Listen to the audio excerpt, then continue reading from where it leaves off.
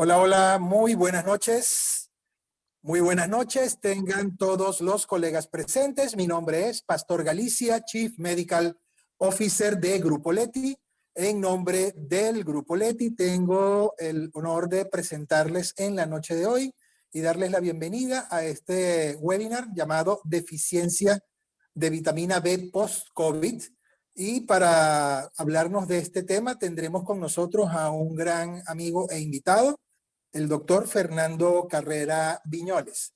El doctor Fernando Carrera Viñoles es médico cirujano egresado de la Universidad de Oriente, especialista en medicina interna de la Universidad Central de Venezuela, con sede en el Hospital Vargas de Caracas, fellowship de diabetes y metabolismo en el Centro Médico Docente La Trinidad, profesor de las cátedras de investigación clínica del posgrado de medicina interna de la Universidad Central de Venezuela en el Hospital Vargas, coordinador de la Unidad de Elaboración de Proyectos y Bioestadística del Departamento de Investigación del Centro Médico Docente La Trinidad y miembro de la Sociedad Venezolana de Medicina Interna y de la Sociedad Latinoamericana de Educación Médica.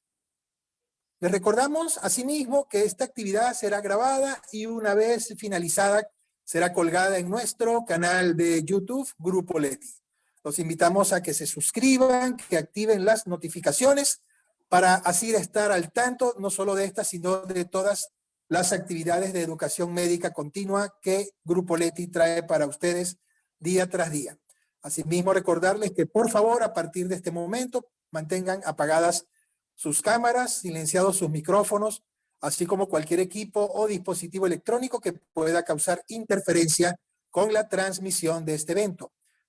Recordarles asimismo que pueden realizar sus preguntas por medio del chat y una vez más agradecidos por su presencia acá. Gracias por ser parte del cambio. Gracias por creer y confiar y trabajar juntos en el país que necesita del esfuerzo de cada uno de nosotros. Hoy, en esta nueva etapa de Grupo Leti, nuestro compromiso contigo y con la salud del país es mayor. Los dejo pues en la amable compañía de nuestro invitado, el doctor Fernando Carrera. Fernando, los micrófonos son tuyos. Buenas noches.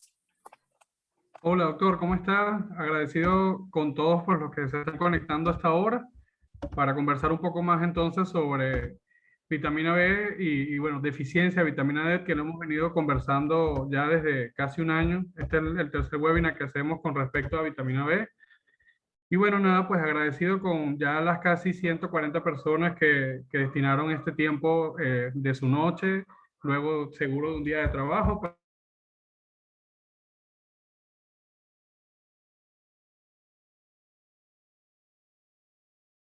COVID-19.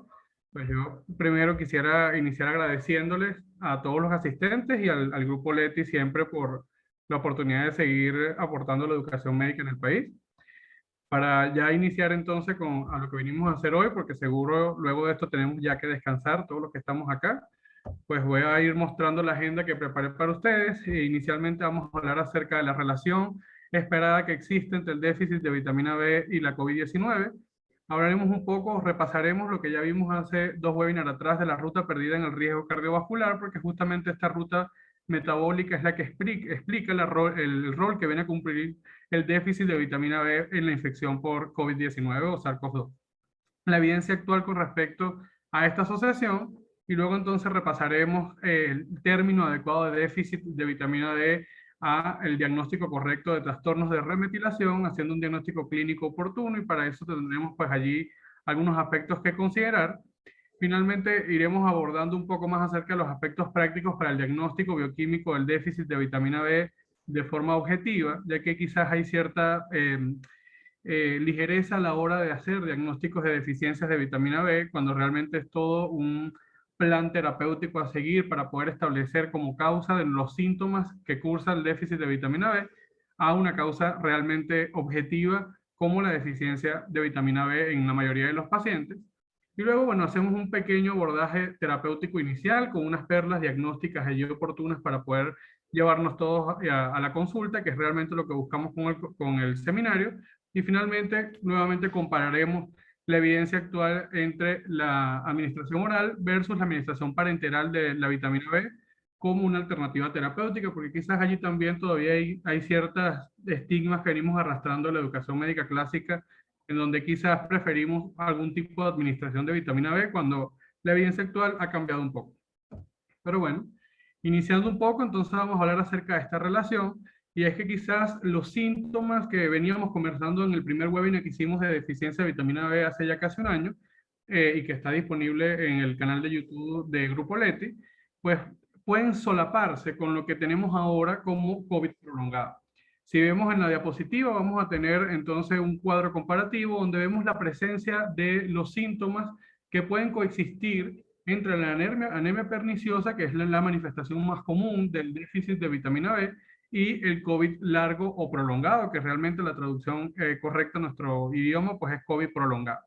Entonces, bueno, ya podemos ver cómo quizás para los pacientes que tienen anemia perniciosa, sus principales manifestaciones clínicas va a ser las alteraciones de la memoria, la alteración del sueño, la sensación de hormigueo o parestesia en las extremidades inferiores específicamente, y lo que conocemos ahora como niebla mental, que anteriormente lo denominábamos como confusión.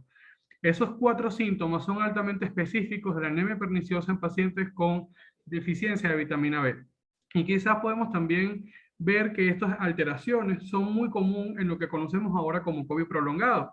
Si en todos los pacientes, todos los médicos que manejamos actualmente COVID, nos damos cuenta que los principales síntomas que refiere el paciente tras un episodio agudo de esta infección son las alteraciones neurológicas, específicamente el estado de conciencia y la cognición, donde el paciente pues se queja principalmente, o su principal manifestación o motivo de consulta son estas alteraciones del estado de conciencia. El paciente refiere quizás un pensamiento más lento, una capacidad cognitiva un poco más deteriorada de la habitual para él, y esto específicamente en población activa, que es quizás lo más llamativo. Sabemos que quizás en una población más joven tenemos ahora síntomas similares a lo que vemos en la demencia en el adulto mayor. Y bueno, específicamente en la población adulto mayor vemos cómo estos síntomas neurológicos también empeoran posterior al COVID. Estos síntomas pueden estar claramente explicados tanto por el COVID prolongado y múltiples de las otras vías metabólicas o fisiopatológicas que están involucradas en el COVID, como también en la anemia perniciosa por déficit de vitamina B. De hecho, si comparamos estas manifestaciones clínicas con este reciente metaanálisis que fue publicado a final del año 2021, vemos que las 3 presentaciones más comunes asociadas al COVID prolongado van a ser justamente estas que están frecuentemente asociadas a la anemia perniciosa por deficiencia de vitamina B, la fatiga, las alteraciones de memoria, la alteración del sueño. La principal diferencia entre la anemia perniciosa por deficiencia de vitamina B y el COVID prolongado, que no está asociado a deficiencia de vitamina D, es la ausencia de mialgias. O sea, este paciente que tiene quizás más alteraciones en el estado de conciencia y la cognición sin mialgias, nos puede hacer pensar que es quizás un déficit asociado a vitamina B12 posterior al COVID y no simplemente la manifestación inicial del COVID prolongado, que sí cursa dentro de sus manifestaciones clínicas iniciales de la mialgias, ¿no? Pero bueno, más allá de todas estas diferencias semiológicas que tratamos ahora nosotros los médicos clínicos de individualizar para no hacer un diagnóstico errado y que quizás esto lleve consigo también gastos innecesarios para el paciente con COVID, que esto quizás es uno de los mensajes que yo quisiera ir transmitiendo durante la conferencia, porque tenemos quizás la percepción de que en los pacientes que tienen COVID, cuando no estamos totalmente entrenados para manejar la enfermedad, hay una tendencia a sobremedicar al paciente con esta condición, con suplementos vitamínicos, con minerales, que bueno, que quizás pueden ser necesarios, pero que están contenidos en la alimentación clásica del venezolano. Haciendo la salvedad de que hay poblaciones de riesgo, y eso es totalmente reconocido en nuestro país, donde quizás la nutrición no es quizás la mejor fuente de minerales y nutrientes para nuestra población, lamentablemente, pero debemos individualizarlo, porque a pesar de que no puedan tener los recursos necesarios para mantener un nivel nutricional adecuado o esperado para su edad y su sexo, pueden no tener deficiencia de vitamina B12 como causa de estos síntomas. Entonces, bueno, realmente hasta el momento se atribuye una morbilidad considerablemente alta al COVID prolongado por todas las manifestaciones, tanto de la esfera neurológica como la gastrointestinal, la cardiovascular, e incluso endocrino-metabólica, que es cada día más frecuente en los pacientes con COVID prolongado. Realmente, Esta condición es cada vez más reconocida y cada vez vamos sumando a esa lista larga de COVID prolongado más síntomas. Es allí donde debemos cada día ser más acuciosos y empezar a individualizar de la forma más certera posible lo que vamos a categorizar como COVID prolongado o las presentaciones pues atípicas de otras enfermedades que pueden estar asociadas a una infección previa por COVID. Diversos síntomas recuerdan la deficiencia de vitamina B12 en una condición en la que seguramente el estado de metilación se va a ver comprometido, y ya luego vamos a revisar o a repasar un poco estas vías metabólicas para recordar, pues, desde el punto de vista bioquímico, cuál es su explicación y luego cómo vamos a retomar la clínica y la terapéutica. Actualmente se ha planteado una hipótesis para justificar pues, esta alteración de la metilación en el paciente con COVID, en la que se sugiere que la infección por SARS-CoV-2 probablemente conduce a un aumento de los requisitos del grupo metilo y otras alteraciones del metabolismo del carbono que vamos a ir conociendo en la siguiente diapositiva. Cuando hicimos una revisión el año pasado acerca de la deficiencia de vitamina B12 o trastornos de remetilación, cuál es el término adecuado actualmente para esta condición, repasamos o le dimos importancia a reconocer ahora la vía metabólica del sistema adenosinérgico, que es justamente esa ruta perdida que no conseguíamos entre la hiperhomocisteinemia, que había sido clásicamente descrita como una manifestación de riesgo cardiovascular atípica, y la alteración del ácido úrico, que también lo veíamos comúnmente en los pacientes con riesgo cardiovascular, y bueno, el resto de los factores cardiovasculares clásicos que conocía, veníamos a asociarles también ahora estas otras alteraciones paraclínicas donde no lográbamos conectar desde el punto de vista fisiológico la explicación que estábamos viendo desde el punto de vista clínico. Ya a manera de resumen, pues simplemente la metionina, el ciclo adenosinérgico y la vía de la transsulfuración de la metionina van a cumplir realmente con un ciclo único que anteriormente lo consideramos como vías distintas. Y bueno, ahí van a haber quizás enzimas puntuales como la adenosilmetionina sintetasa, que va a través del consumo de energía y ATP a convertir la metionina en adenosilmetionina, y de esta forma, a través de la metiltransferasa y de su receptor en homocisteína. Y esta adenosilo-homocisteína en su isoforma S va a convertirse finalmente o a escindirse en adenosina y en homocisteína por acción de la enzima adenosil-homocisteína sintetasa. Y finalmente la homocisteína, a través de la vía de la transulfuración, va a entrar nuevamente a la formación de metionina a través de un complejo bioquímico y de cofactores, donde el ácido fólico es el principal de ellos, para garantizar ahora la formación nuevamente de metionina y de esa forma iniciar este ciclo conjunto del metabolismo de la adenosina y la vía de la transsulfuración de la metionina como elemento común.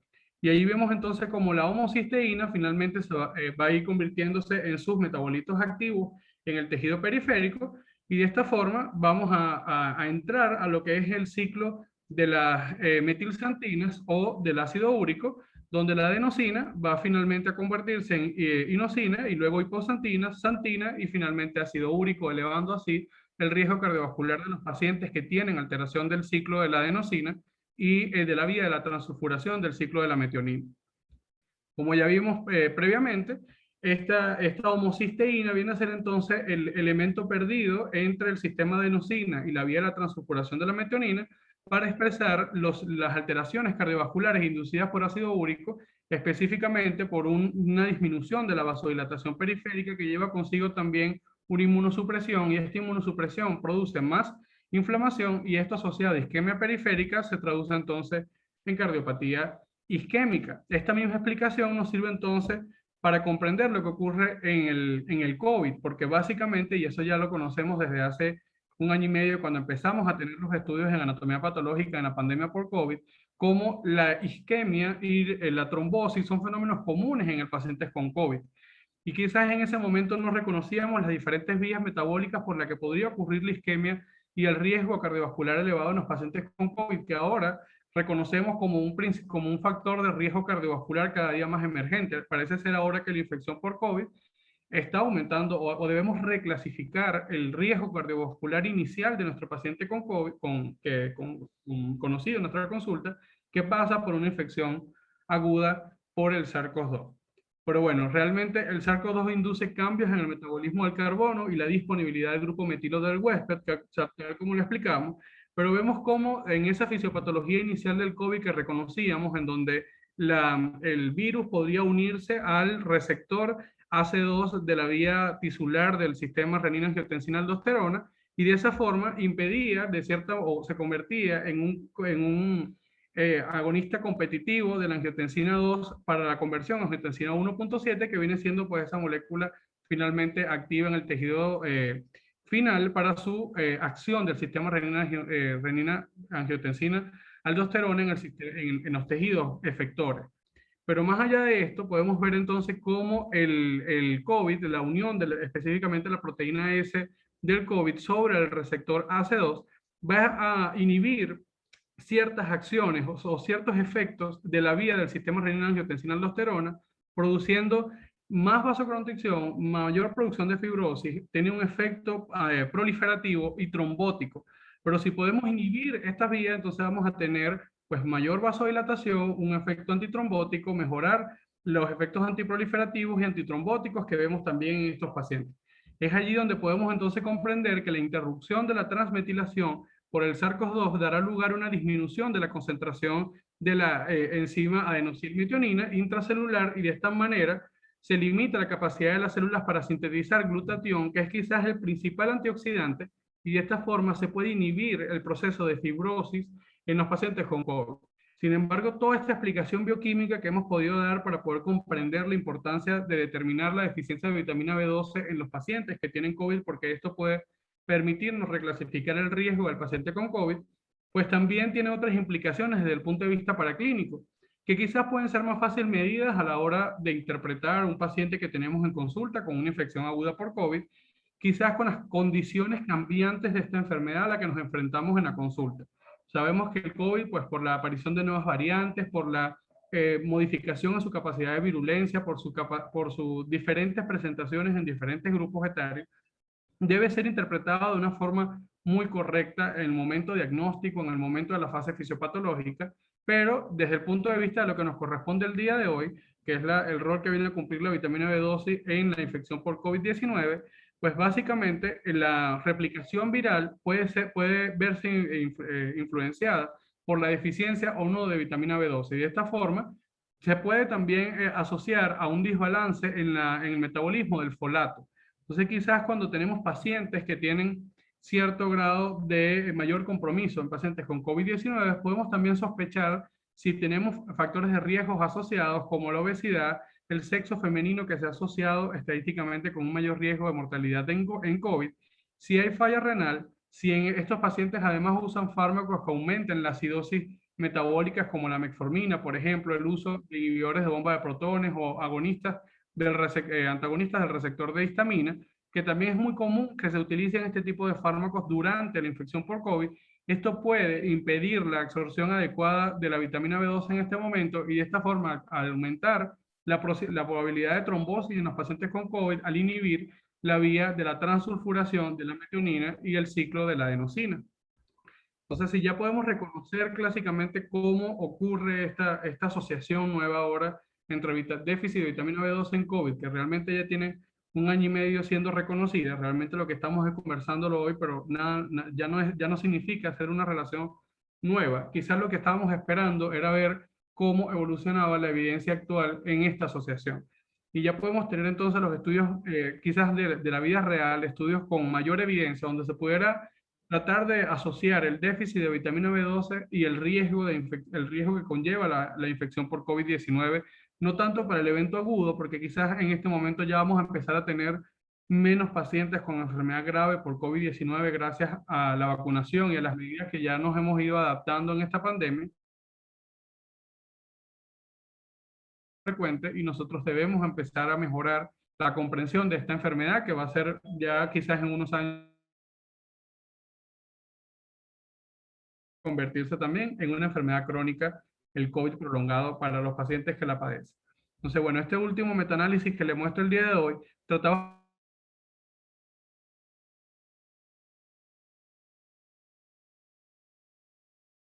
cisteína sintetasa en los pacientes con COVID y buscaban de asociarla finalmente con los marcadores bioquímicos clásicos que utilizamos en los pacientes con COVID, específicamente con PCR, con BSG. Utilizaban interleuquina 6, que quizás está disponible en algunos centros en el país, y además de eso, pues también la linfopenia y la falla renal en los pacientes con COVID.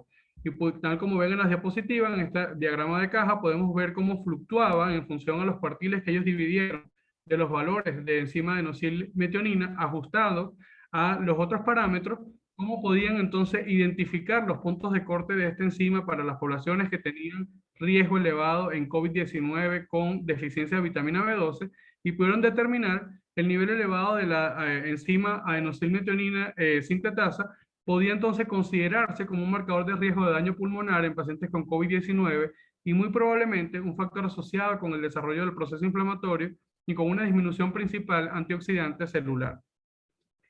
Finalmente, pues en estudios anteriores teníamos que se habían centrado quizás en la fase aguda de los biomarcadores inflamatorios ampliamente utilizados en la práctica clínica, como el dímero D, el recuento de plaquetas, la proteína C reactiva, la interleuquina 6 y la ferritina, que quizás de todo es esto, la interleuquina 6 es el que está menos disponible lamentablemente en nuestro país, pero sí se hace uso en algunos centros del país para la estratificación del riesgo de los pacientes con COVID-19. Pero realmente ahora reconocemos que la adenosylmetionina sintetasa y la adenosylhomocisteína sintetasa influyen en los procesos vitales, incluida en la regulación de la expresión de genes de citoquina y proteínas antiinflamatorias y la proliferación de partículas virales. Realmente SAM, que es la adenosylmetionina sintetasa, es un donante de grupos metilo en todas las reacciones de transmetilación y se requiere para la síntesis de poliamina. Y quiero entonces que recordemos acá, más allá de este momento de explicación bioquímica, que las poliaminas son altamente necesarias para la estabilización del paciente con COVID-19 en vista de que son moléculas que permiten la adhesión, la no adhesión de las moléculas antiinflamatorias al endotelio vascular y a las células pulmonares. De esta forma podemos entonces impedir el proceso fibrótico y mejorar también la comprensión vascular. Sin embargo, es importante mencionar que este estudio es un estudio preclínico donde se evaluaba simplemente el comportamiento bioquímico y las alteraciones enzimáticas en pacientes con COVID, pero existe quizás lo que viene a aportarnos este ajuste, tal como vemos en la gráfica, en función a los diferentes parámetros bioquímicos clásicos utilizados por nosotros, es que más allá de considerar ahora a SAM y a SA, en este caso a esa enzima adenosylmetionina sintetasa y la enzima adenosylhomocisteína sintetasa como marcadores bioquímicos, que más en nuestro medio va a estar muy difícil de acceder a estos marcadores bioquímicos que no están disponibles en nuestro país, realmente existe una relación lineal entre los niveles de interleuquina 6 y los niveles séricos de SAM, por lo que puede ser considerado un marcador indirecto de riesgo en pacientes con déficit de vitamina B12.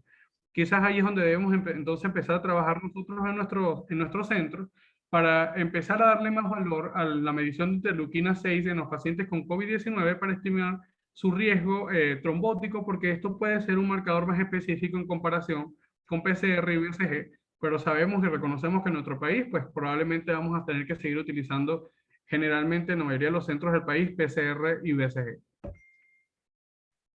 Ahora bien, ya habiendo reconocido el valor diagnóstico, fisiopatológico y terapéutico de la deficiencia de vitamina B12 en los pacientes que viven o que tienen COVID-19, debemos entonces migrar al término adecuado. Quizás podemos seguir explicándole al paciente como diagnóstico que tiene una deficiencia de vitamina D, pero desde el punto de vista formal, esta condición se debe denominar trastornos de la cobalamina, que incluyen los trastornos de remetilación. Allí vamos a tener que reclasificarlos como alteraciones del metabolismo, donde hay una función disminuida de la propia proteína de la enzima metionina sintetasa o de la enzima asociada a metionina sintetasa reductasa, y esto realmente pues, es un efecto congénito, la disminución de la síntesis por producción deficiente del cofactor, y esto sí, y el transporte alterado, que también puede estar involucrado en los pacientes con COVID-19 por la hipoalbuminemia.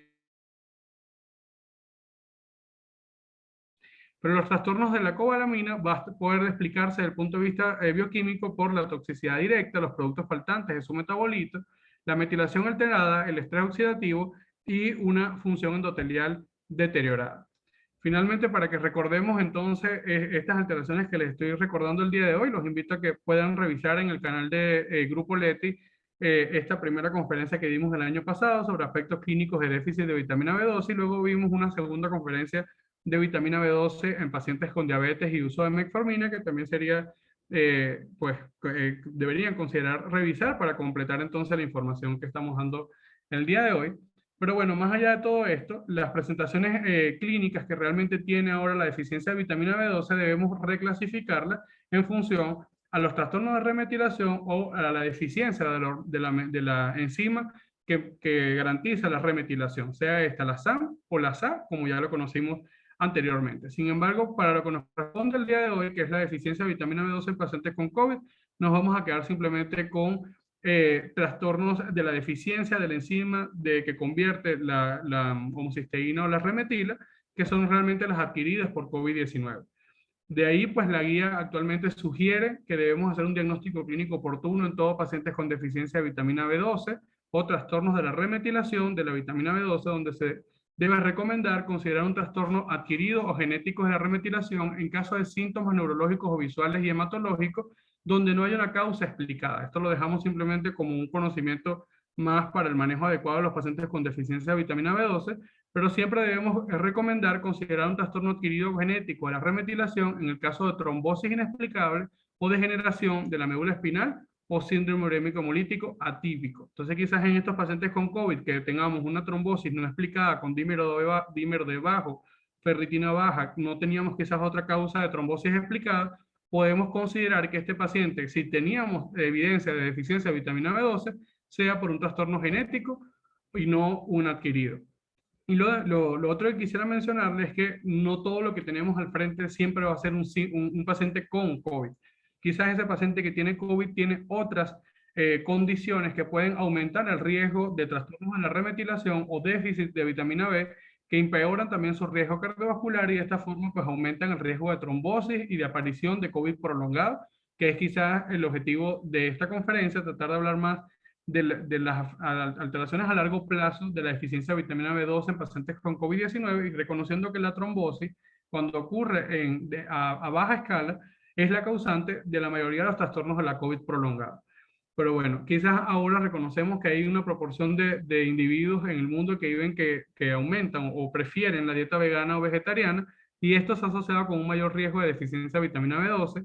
Hay también un incremento quizás desproporcionado de pacientes con cirugía bariátrica actualmente y de esta forma también se incrementa los déficits de la remetilación de la cianocobalamina o la deficiencia de la vitamina B12 y la polifarmacia que es tan común en los pacientes con COVID y en los pacientes con adulto mayor, sea cual sea su condición. Específicamente debemos tener cuidado cuando mezclamos antineoplásicos en pacientes con metformina e inhibidores de la DPP4 y quizás en nuestro país la combinación de metformina y DPP4 es ampliamente disponible, pero su combinación es segura y no debemos tenerle quizás miedo a prescribir la combinación de metformina y inhibidores de DPP4 para los pacientes con diabetes por el riesgo de deficiencia de vitamina B12. Y allí nuevamente los invito a que revisemos el seminario de la asociación entre deficiencia de vitamina B12 y metformina para que finalmente aclaren sus dudas, pero la metformina tiene una relación lineal con el tiempo y la deficiencia de vitamina B12. Entonces quizás no debemos tener preocupación por el paciente que está tomando metformina en menos de 5 años, ya que el paciente que tiene más de 5 años con metformina, donde debemos simplemente hacer pesquisa, evaluar la posibilidad de anemia, evaluar la posibilidad de trastornos malabsortivos asociados a la metformina y de esa forma mantener el tratamiento con metformina, porque en los pacientes con diabetes y COVID en la fase aguda es donde debemos considerar suspender la metformina por el riesgo de mayor acidosis metabólica, pero posteriormente todo paciente con diabetes y específicamente en el paciente con COVID se beneficia del uso de metformina y si es necesario la combinación con inhibidores de PP4 o cualquier otra combinación para mejorar su estado metabólico y disminuir el riesgo cardiovascular.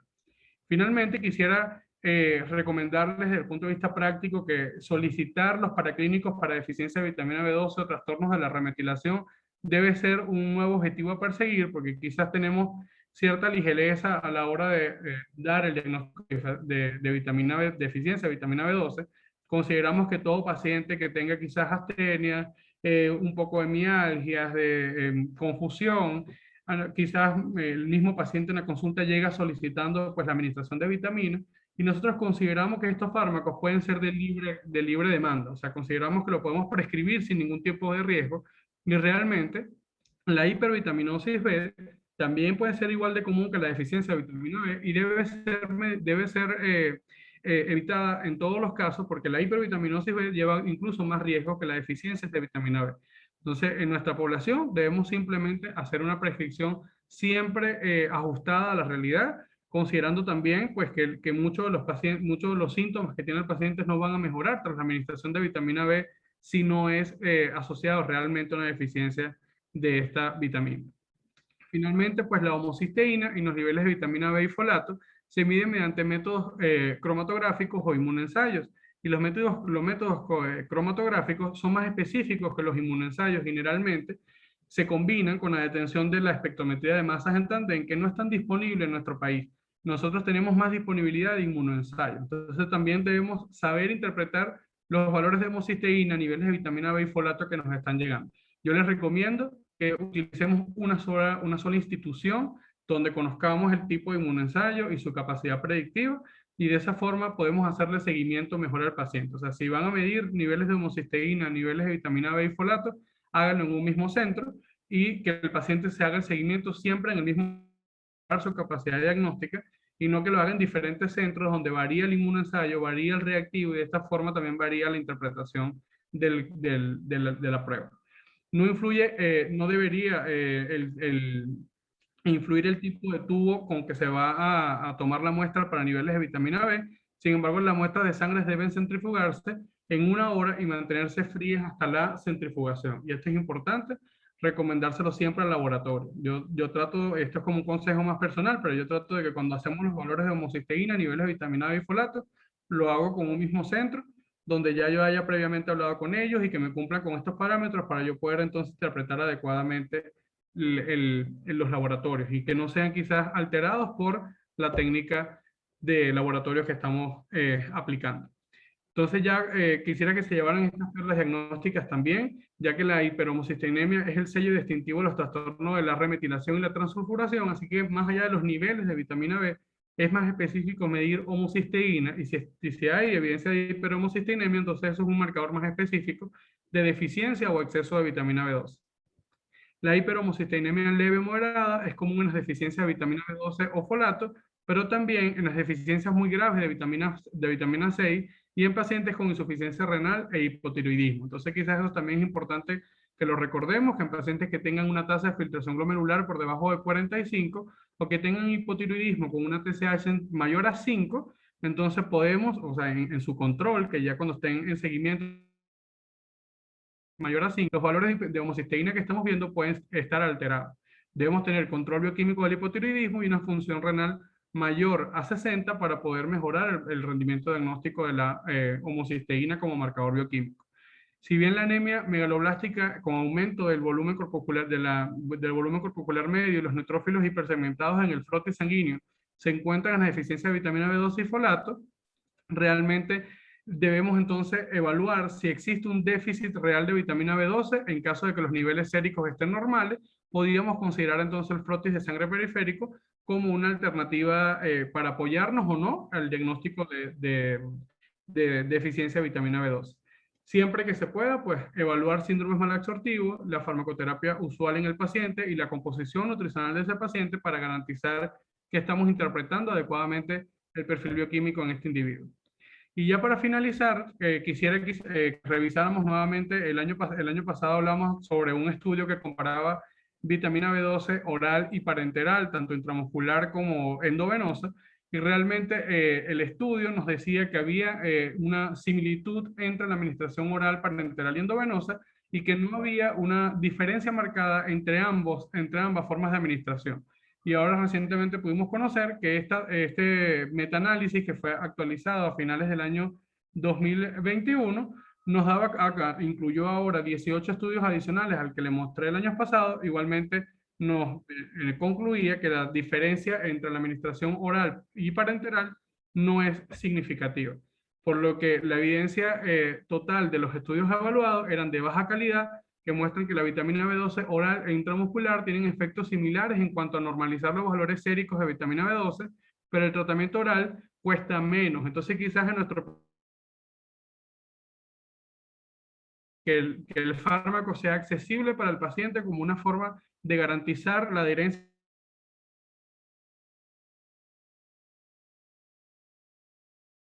de vitamina B12. Pero este bajo costo tampoco se puede convertir en una, quizás un motivo para prescribir el fármaco sin indicaciones adecuadas. Lo vamos a prescribir siempre y cuando la deficiencia cardiovascular y las complicaciones COVID, las complicaciones crónicas de los pacientes. Agradeciendo a todos los asistentes y agradeciendo nuevamente al Grupo Leti siempre por la invitación y por mantenernos igualmente en una ventana abierta para mantenernos en comunicación constante con respecto a la educación médica. Muchísimas gracias. Si tienen alguna duda, alguna inquietud, pues yo voy a estar pendiente aquí. Seguro el doctor Pastor o los muchachos nos ayudarán también con las preguntas.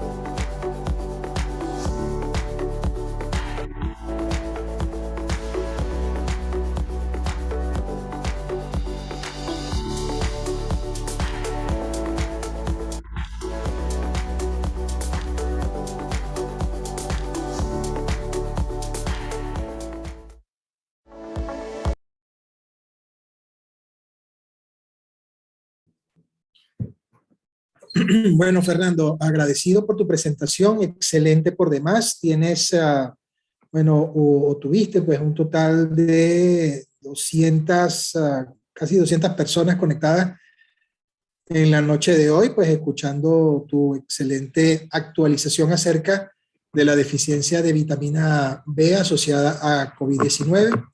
Muchas felicitaciones por acá y una de esas felicitaciones viene enlazada a una pregunta por demás interesante. La colega pregunta, excelente ponente, orgullo para todos por los objetivos alcanzados. Una pregunta, asociación de vitamina B con las complicaciones neurológicas tipo polineuropatía.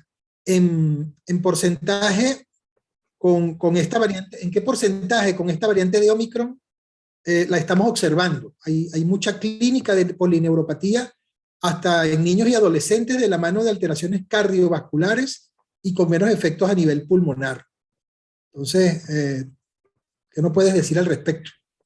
Bueno, doctor, así es. De hecho, revisando la literatura en esa misma inquietud que refiere la doctora, que bueno, agradezco la pregunta igual, doctora, por haberla realizado, pues realmente es quizás uno de los motivos de los motivos de consulta ahora que estamos viendo más frecuente en estos pacientes con COVID prolongado. La polineuropatía, el dolor neuropático post-COVID parece ser una de las manifestaciones más comunes. Realmente revisando la literatura, haciendo toda la revisión para preparar esta conferencia, pues todavía no hay la suficiencia evidencia de la razón por la que podría estar asociada la deficiencia de vitamina B12 y polineuropatía post-COVID. Es cierto lo que dice la doctora, quizás esa misma observación que ella tiene de lo que estamos viendo con la pandemia, lo estoy viendo también en la consulta, que quizás es más frecuente ahora con esta nueva variante por Omicron, pero realmente los estudios siguen haciendo hincapié en que las manifestaciones más frecuentes son las alteraciones del estado cognitivo, la niebla mental, las alteraciones de la fatiga, quizás la astenia, la apatía que presenta el paciente y la anemia, evidentemente, en pacientes post-COVID.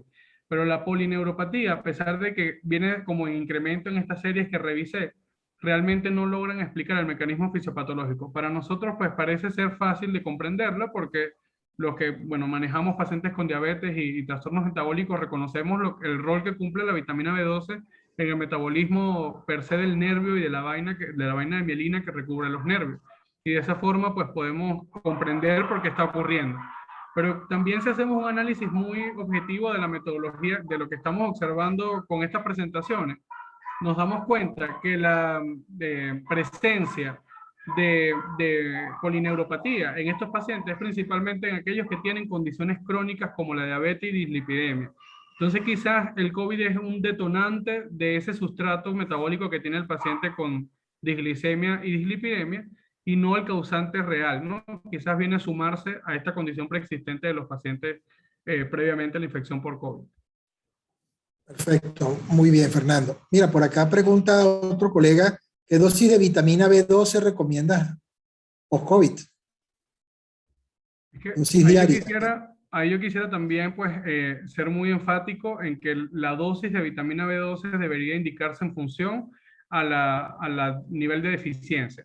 Quizás lo que nosotros tenemos disponible en el país ya son las formulaciones preestablecidas de 1.800, 600, 1.200, pero la mezcla de los diferentes componentes del complejo B ofrecen, según este mismo metaanálisis que les mostré anteriormente, una alternativa en la mejoría de los síntomas que es solo la administración de vitamina B12. Recuerden que estuve hablando acerca de deficiencia de vitamina B como un complejo. No solamente está asociado la deficiencia de vitamina B12 al post-COVID, porque la tiamina, el resto de las vitaminas B12, con principalmente vitamina 2, 6 y 9, también están involucradas en la alteración principalmente cognitiva por su asociación con la asociación a depósitos de betamiloide en el cerebro, que es la explicación fisiopatológica que le damos ahora a la niebla mental y la astenia en el post-COVID. Entonces debemos quizás preferir la combinación de complejos de vitamina B12 que traten de tener una dosis en conjunta por encima de 1.000 miligramos y no solo la administración de vitamina B12 que tienen, o vitamina B12 única, que tiene quizás una prescripción más puntual en neuropatía diabética o neuralgia. Perfecto. Entiendo que hay, como decías, que determinar adecuadamente cuál es el nivel de deficiencia para poder ofrecer o saber por cuánto tiempo ofrecerla, la vitamina B. Y el comentario viene porque muchísimas de las preguntas vienen precisamente, vienen por allí, de cuál es la dosis, por cuánto tiempo. Entonces, en este sentido, tal vez la pregunta sería esa, ¿dónde o qué tan factible o qué tan accesible es poder determinar vitamina B, perdón, en nuestra población? Sí, yo creo que ahí, por eso siempre yo trato en este tipo de conferencias siempre dejar pues como abierta la individualización de los casos, porque creo que es algo que debemos siempre practicar nosotros en la consulta, ¿no? Pero realmente lo que nosotros debemos hacer es reconocer que o sea, debemos individualizar el caso. Si nosotros estamos en un hospital público, no vamos a estar prefiriendo quizás solicitarle al paciente niveles de vitamina B12, homocisteína y ácido fólico, Claro. que es el equivalente al tratamiento completo por 3 meses de vitamina B. Entonces, solo una única medición. Yo le sugiero a los médicos que, bueno, si queremos hacer una medicina de valor, pues tratemos al menos de pedir homocisteína, porque es lo que tenemos como mejor predictor diagnóstico en aquel paciente que tenemos dudas. Porque en aquel paciente donde la clínica es evidente, el paciente tiene astenia, tiene un estado confusional, quizás está asociado a una neuropatía, y tenemos la evidencia de anemia macrocítica específicamente, entonces quizás ya no tenemos nada que hacer, pues ya tenemos un diagnóstico más claro. Entonces, en esa población de riesgo, en el que quizás es muy vulnerable, no tiene acceso a los recursos, pues no tenemos por qué exagerar en hacer un diagnóstico muy preciso con homocisteína. Prescribimos el medicamento y hacemos prueba terapéutica. Esto lo doy como una recomendación muy personal, ¿no? Porque quizás también se puede malinterpretar bueno, a todos lo que yo le estoy diciendo es el protocolo de lo que dice la literatura, de que debemos pedir, pero realmente en las instituciones públicas, los que hacemos vidas allí, sabemos que hay que hacer uso racional de los recursos de los pacientes. Entonces, bueno, lo hacemos, prescribimos y evaluamos en 3 meses. Nosotros en el Hospital Vargas, que es el sitio de donde yo trabajo, en medicina pública, pues como tenemos acceso, gracias a Dios, a frotis de sangre periférica, es lo que yo le digo siempre a mis residentes, muchachos, tenemos un paciente, tenemos duda, vamos al frotis de sangre periférica, que se los comenté como segunda objetivo terapéutico, segundo alternativa diagnóstica. Correcto. Ellos mismos lo hacen, aprenden a hacer el frotis de sangre periférica, lo hacen allí, vemos la morfología de la célula, la bioanalista pues siempre nos ayuda, o el servicio de hematología, y de esa forma prescribimos el fármaco con seguridad. Y bueno, el mejor seguimiento para el paciente, y eso sí lo dice la guía, no es los valores de homocisteína a niveles de vitamina D, es la mejoría de los síntomas y signos del paciente. Si el paciente tuvo mejoría de los síntomas, simplemente pues hacen seguimiento. Si no hubo mejoría de los síntomas, consideren prolongar el tratamiento al menos 3 meses más. Y si en 3 meses no hubo mejoría de los síntomas, ahí sí debemos quizás hacer un plan de trabajo más específico, porque esto quiere decir que no estamos viendo cuál es la fase del ciclo de la adenosina en el que está afectada de vitamina B, que no estamos considerando. Perfecto, Fernando. Allí me suscribo de tus palabras porque esta es una muestra ineludible del quehacer clínico. O sea, debemos es evaluar a nuestro paciente y precisamente ver cómo ha sido su evolución. Eh, Caramba, doctor Chacón, usted está jugando con la computadora. Por favor, quédese quieto. Uno de los colegas está compartiendo información aquí.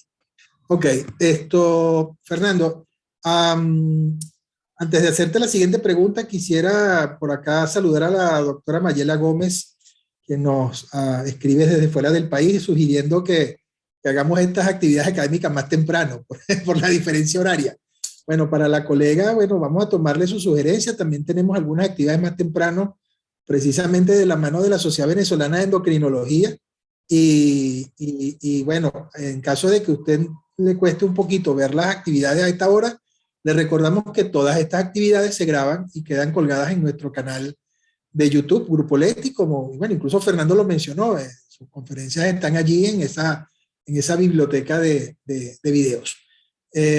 Ahora sí viene la pregunta, Fernando. Fíjate que ayer tuve una conversación bien animada por un live Instagram con una colega internista, una colega tuya, la doctora Patricia Valenzuela, quien además es infectóloga, vicepresidente de la Sociedad Venezolana de Infectología, y me comentaba un síntoma que ella había notado mucho y que me gustaría que tú, bueno, me hicieras el comentario también acerca de los trastornos del sueño que se ven en estos pacientes con déficit de vitamina B.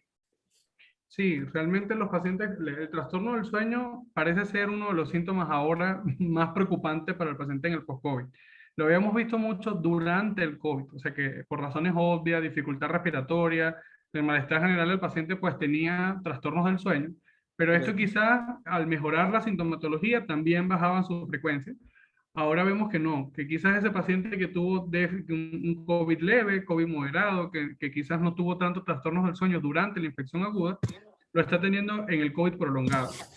Hay dos asociaciones reales que se han podido evidenciar. Una con la edad, pues en pacientes mayores de 55 años tienen una mayor tasa de trastornos del sueño y esto es propio de ese grupo etario, pero particularmente en jóvenes que tengan de alguna forma alteración de la esfera mental previamente, o sea que ya tenían algún sustrato de ansiedad, depresión, se pueden asociar en el COVID prolongado los trastornos del sueño.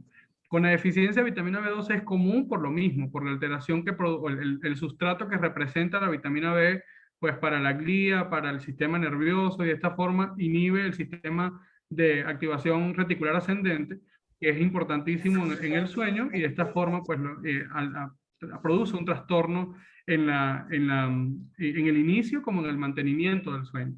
Hay quizás también que considerar que en los pacientes que tienen trastornos del sueño es muy común las alteraciones endocrinas en pacientes post-COVID. La tiroiditis es una causa común de trastornos del sueño en pacientes post-COVID y en pacientes jóvenes la tiroiditis es cada vez más común. Lo que pasa es que la tiroiditis clásicamente se ha dejado pasar por alto muchas veces. O sea, el paciente refiere quizás un poco más de ansiedad, temblor distal, palpitaciones, y entonces son manifestaciones comunes del COVID prolongado que el paciente refiere a palpitación, y realmente al asociarse la palpitación con temblor fino distal y un poco de ansiedad, debemos pensar en el paciente post-COVID, que principalmente entre los primeros 3 meses después del COVID, que puede haber cierto grado de afectación tiroidea, y esta sea la causa del insomnio, de las manifestaciones psicológicas del paciente en ese momento, que se traduce muchas veces como ansiedad. Entonces la gente, quizás al principio de la pandemia pensamos, no, eso es la ansiedad por la enfermedad, por el miedo que Claro. tuviste, y realmente nos damos cuenta que había una causa orgánica de base que es muy común en adolescentes y en jóvenes, ¿no? En adultos jóvenes, que es la tiroiditis post-COVID.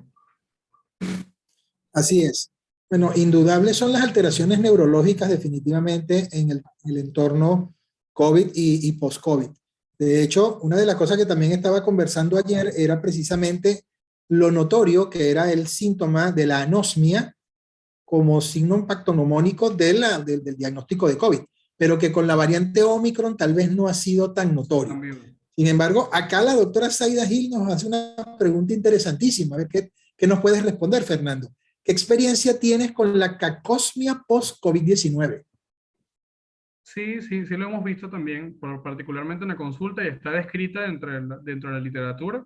O sea, quizás tenemos en nuestra cabeza como síntoma de reconocer fácil en el paciente, síntoma o signo del paciente con COVID, la anosmia, pero realmente, o la hiposmia, porque muchas veces no es Sí, solamente sí. la ausencia del olfato, sino también una disminución del mismo, ¿no? Pero, y del gusto igualmente, pero realmente la cacosmia es común en el post-COVID. O sea, el paciente que no tuvo alteración de las sensaciones olfativas, en el post-COVID empiezan a tener alteraciones mucho más quizás limitantes para ellos, como la cacosmia. Y muchos de los pacientes que hacen anosmia, luego en el post-COVID pasan por la cacosmia antes de llegar pues a la normalidad. Que eso puede tardar mucho, ¿no? Entre el tiempo es variable, entre 1 a 2 semanas, incluso podemos tener hasta 6 meses para mejorar estas sensaciones, tanto de gusto como olfato, pero sí es frecuente, o no, quizás no tan frecuente, pero sí lo hemos llegado a ver la cacosmia en los pacientes con COVID. Realmente lo hemos conversado ya con el grupo de trabajo de COVID y en la experiencia, pues no ha habido ninguna alternativa terapéutica que lo mejore. Simplemente, pues, darle las recomendaciones al paciente que no se exponga a olores que puedan llegar a ser desagradables para él, porque hay detonantes. Lo que sí puede identificar el paciente es que hay detonantes. Quizás ciertas comidas, ciertos olores comunes para él se convierten ahora en cacosmia, entonces lo que le sugerimos es la no exposición, porque realmente ni con el tratamiento habitual, ni haciendo terapia con algunos fisioterapeutas hemos conversado la exposición a ciertos olores para mejorar la percepción olfativa, y realmente no lo cambia. Entonces, es simplemente pues explicarle al paciente que es transitorio y que se va a mejorar en un tiempo que tampoco conocemos. Realmente ahí no tenemos muchas soluciones para el paciente. Perfecto. Ya vamos a ir cerrando por acá. Hacen una pregunta además similar a la anterior, Fernando. Dice, ¿hay alguna alteración neurológica, sí, que se relacione con el tinnitus y cómo se tratan estos casos? Sí, realmente el tinnitus es muy común, el vértigo periférico también es muy común en los pacientes post-COVID. Realmente tanto el tinnitus como el vértigo periférico son síntomas también asociados a la deficiencia de vitamina B12. Entonces, en esos pacientes pueden ser síntomas de alarma para considerar que hay algún tipo de deficiencia de vitamina B12. Si es así, pues suplementemos. Y si no tenemos una causa aparente de deficiencia de vitamina B12, recuerden que para que ocurra una alteración eritrocitaria, o sea, que produzca anemia, que es quizás el síntoma, el signo que nosotros más observamos para poder hacer el diagnóstico de deficiencia de vitamina B12, debe haber ocurrido al menos 6 a 8 semanas de la infección por COVID. Entonces, quizás en esa fase inicial en la que ya los niveles de vitamina B12 han bajado, pero no han llegado a producir alteración del ciclo celular del eritrocito y de sus componentes de la hemoglobina, pues finalmente pueden aparecer inicialmente alteraciones neurológicas. Entonces, si tenemos un paciente que no tiene anemia, pero tiene alteraciones como tinnitus, de la sensación del oído, por así decirlo, debemos considerar que la deficiencia de vitamina B12 es probable. Si no hay deficiencia de vitamina B12 que se explique, entonces, bueno, simplemente el tratamiento es principalmente neuromodulador, y eso ya lo conocemos, pues, en medicamentos comunes, analgésicos comunes que nos pueden ayudar a mejorar. En este caso, la pregabalina puede ser una muy buena alternativa para mejorar los pacientes con tinnitus a bajas dosis, no más de 50 miligramos al día.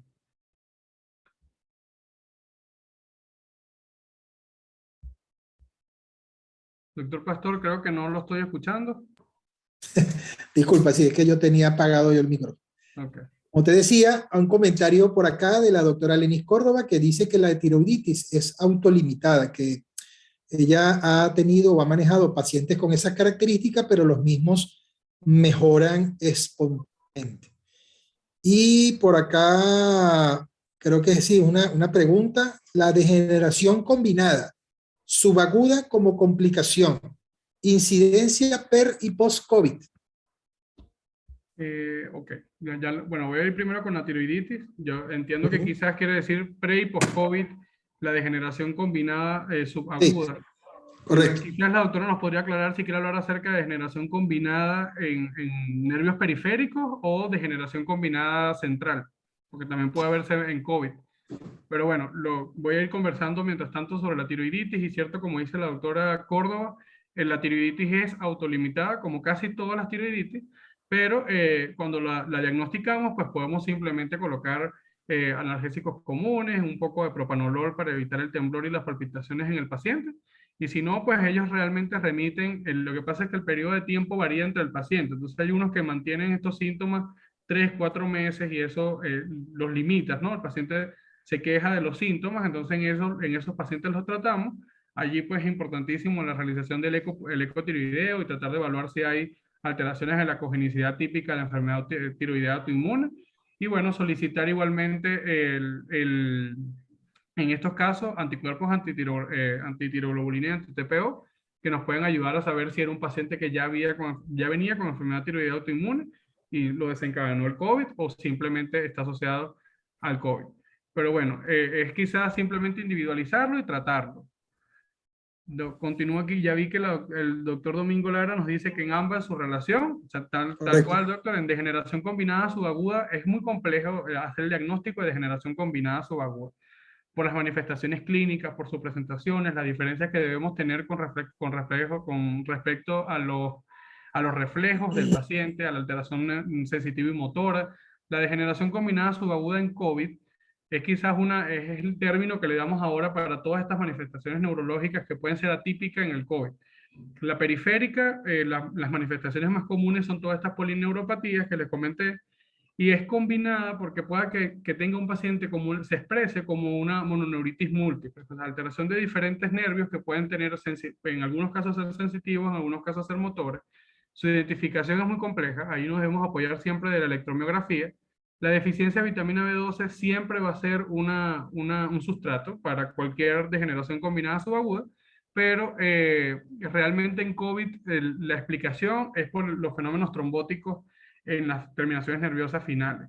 Cuando tratamos la central, pues ahí es un poco más complejo porque debemos hacer diagnósticos diferenciales entre motoneurona superior e inferior, pero básicamente siempre nos debe preocupar o nos debería pues ocupar hacer un diagnóstico de deficiencia de vitamina B12, que es la causa como más reversible que tenemos a mano en estos pacientes post-COVID como causa de la degeneración combinada subaguda, pero siempre siendo muy cuidadoso porque quizás es la expresión de una enfermedad que venía ya de base mucho más compleja. Entonces siempre apoyarnos en la electromiografía para determinar bien si esa degeneración combinada es subaguda realmente o ya era crónica y se agudizó por el fenómeno agudo del COVID. Perfecto, Fernando. Bueno, hemos cubierto la totalidad de las preguntas manifestadas por nuestros colegas participantes y pues en aras también de tu tiempo nos encantaría continuar, pero vamos a dejarlo hasta aquí y quisiéramos que por favor nos ofrecieras tu mensaje final. Bueno,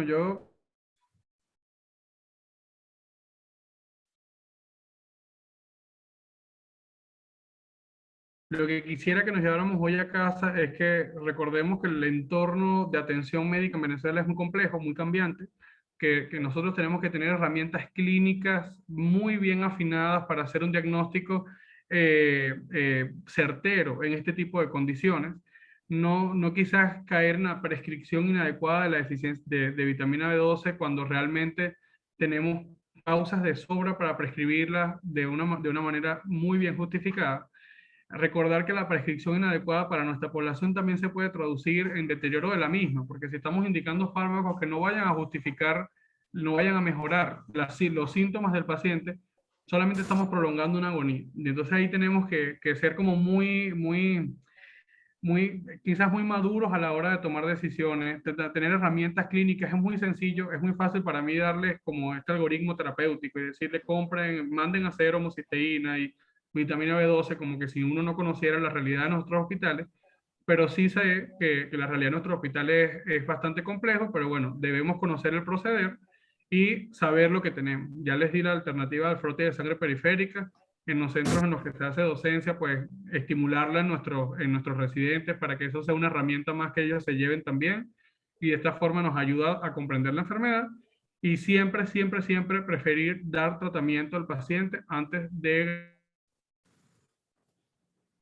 sensibilidad y especificidad, para cierta enfermedad. Ante un paciente que tenga clara evidencia de deficiencia de vitamina B12, lo tratemos sin ningún tipo de miedo, siempre y cuando no excedamos los 3 meses, siempre y cuando utilicemos las dosis que ya conocemos. Y si no, si tenemos dudas, pues apoyémonos en el frote de sangre periférica. Si aún no nos responde después de la prueba terapéutica, entonces ahí avanzamos a homocisteína y el resto de los paraclínicos. Eso sería mi observación final y nuevamente agradecido con todos y con Grupo Leti por permitirnos conversar el día de hoy. Bueno, de verdad, excelentes palabras, Fernando. Orgullosísimo pues de tu proceder, como siempre un mensaje muy profesional, muy académico y muy ético, teniendo como siempre en cuenta al paciente como foco central de la actividad profesional de nosotros los médicos. Bueno, asimismo, pues agradecerles a todos los participantes, casi 200 personas, como les manifesté, que estuvieron en la noche de hoy, pues llenándose de academia brindada por este excelente profesional de la medicina, el doctor Fernando Carrera, a quien agradezco profundamente pues su tiempo y su participación acá en la noche de hoy. A todos ustedes también pues agradecerles de parte del Grupo Leti, gracias por ser parte de este cambio, gracias por creer, por confiar, por trabajar juntos en el país que necesita el esfuerzo de cada uno de nosotros. En esta nueva etapa de Grupo Leti, nuestro compromiso contigo y con la salud del país es mayor. Así que será hasta una próxima oportunidad, mi estimado colega y amigo, doctor Fernando Carrera. Buenas noches. Hasta luego, doctor. Saludos a todos. Dale, chao. Gracias.